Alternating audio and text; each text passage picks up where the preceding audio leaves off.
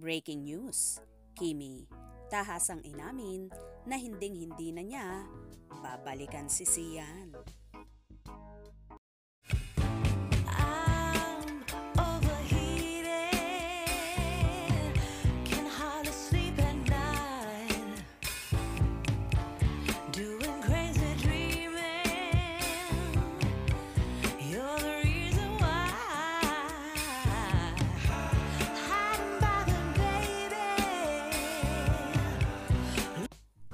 Sa isang episode ng afternoon show na It's Showtime, sa segment na Especially For You, dito ay natanong ang TV host at queen of the dance floor na si Kim Chiu regarding sa relationship at iwanan issue.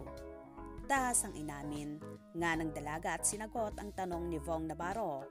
Sagot ni Kim sa pagmamahal, "Di ilalaban mo naman talaga." Sabi naman ni Vong, halimbawa naman, babalik, di ba nilabanan mo naman, tapos nawala. Pero pag gusto pang bumalik, papayagan mo pa bang bumalik? Hindi agad nakasagot ang dalaga at ngumiti saglit. Ako kasi ang taong pag iniwan na. Ako, ba't ako iniwan, di ba? So, hindi na. Iba-iba naman yan at saka pag nandun ka na, hindi mo talaga masasabi. Wala talagang makapagsasabi kung ano ang magiging desisyon mo kapag andun ka na. Today, ibang sagot mo. Kahapon, iba. Bukas, baka iba rin, di ba? Di ilalaban mo naman talaga.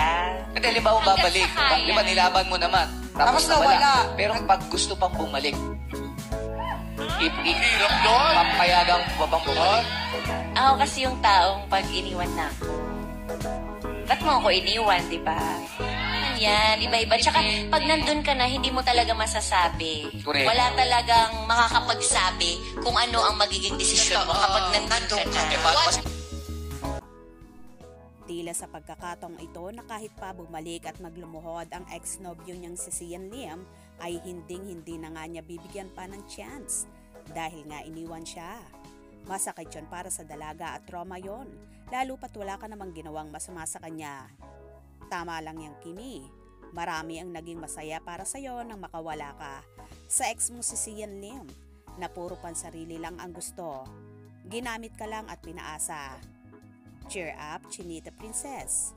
Soon, darating din si Mr. Right na masigit pa dyan kay Sian na ambisyoso. Kaya naman tumutok at wag na wag pahuhuli sa mga maiinit na kaganapan. Anong inyong magiging reaction sa bidyong ito? Comment below.